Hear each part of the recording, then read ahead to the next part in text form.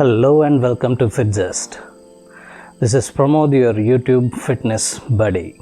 So slowly the lockdown is being lifted and we are able to go outside to a little extent and get some physical activity. So here I am with my bicycle, and in today's video I'll let you know how to adjust the bicycle to your proper size. If you like my content, do show some encouragement by watching my videos, sharing it with your friends, and bringing in like-minded people into the community of FitZest. Comments are always welcome. I would always like to interact with you and know about your experiences with different workouts and your various methods to stay fit and in shape. And also be part of the FitZest community by subscribing to my channel and hit that bell icon to get notifications regarding any new videos or updates on my channel, that is FitZest.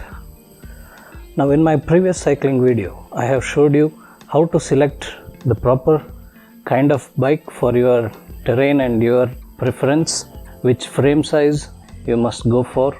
And if you have missed that video, here is the link, go check it out. Now that you have got your bike, it is important to dial in some settings so that it perfectly matches your physique or anatomy. And like the saying goes, comfort is the new performance. The more comfortable you are in your bike, the more you will be able to give in the form of performance. And also you will enjoy riding the bike more if it is properly dialed in to your physique.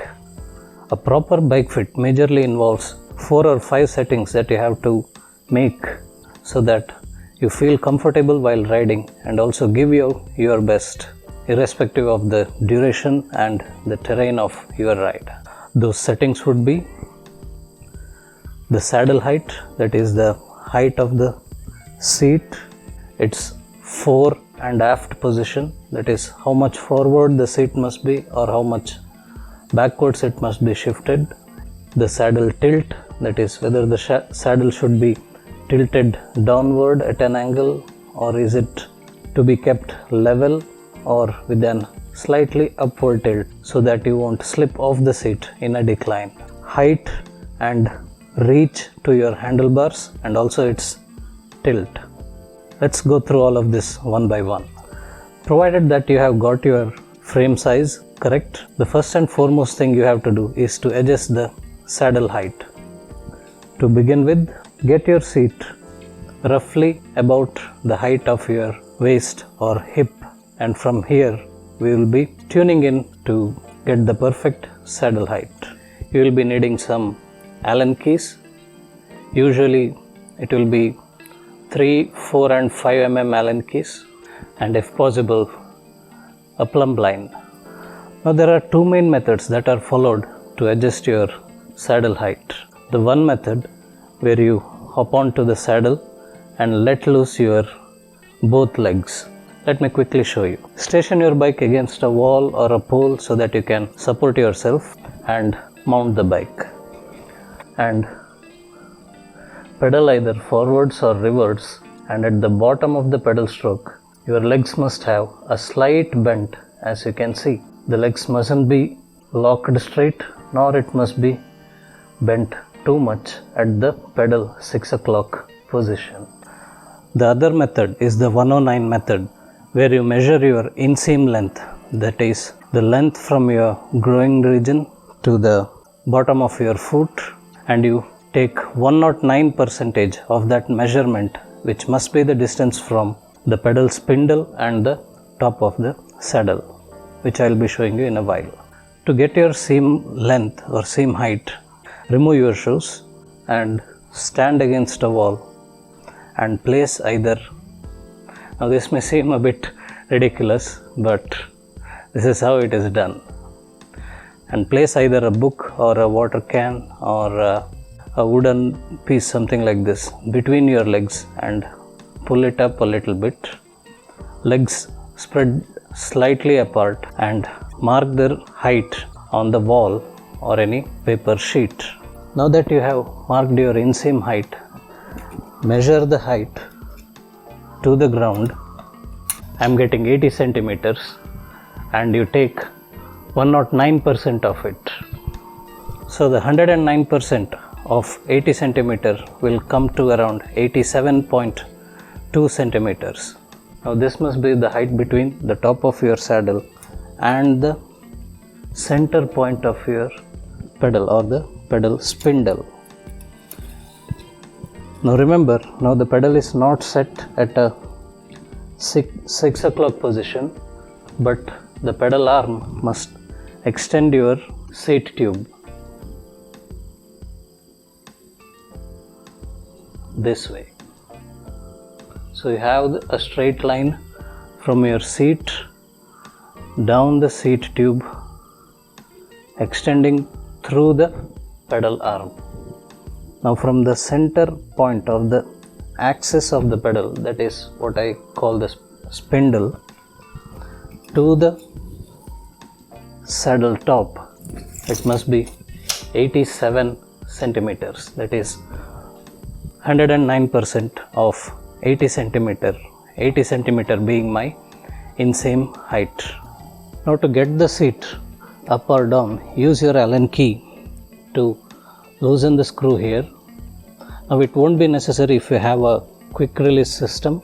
You just have to loosen the lever, pull the lever and loosen the thread, and now your seat along with the seat post will slide in and out of the seat tube so that you can get the right height set. Now that you have dialed in the right saddle height, let's move to the saddle fore and aft settings. Now in order to do this, mount your bike and get your pedals in a 3 o'clock position. Now you run the plumb line from the front of your knee, and with the ball of your foot on the pedal, it must be a straight line from the front of your knee to the pedal spindle.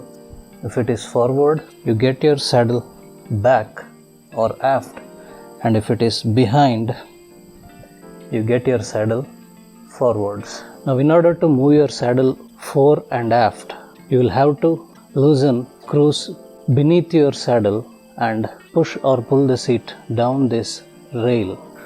Now that you have the saddle height and fore and aft position, mount on the bike and try pedaling a few strokes. If you slide down the saddle, then you will have to again loosen the screw and tilt the nose of the saddle a bit upwards. And when you pedal, if it feels uncomfortable or it presses against your sensitive areas, then you tilt the saddle a little bit lower. Now I prefer keeping it level, neither tilted forwards nor tilted upwards. Now this entirely depends on your comfort. Next up is the reach of the handlebar, that is how much away or near your body the handlebar comes. Now you cannot adjust this because of the fixed stem length. You will have to change the stem according to your body.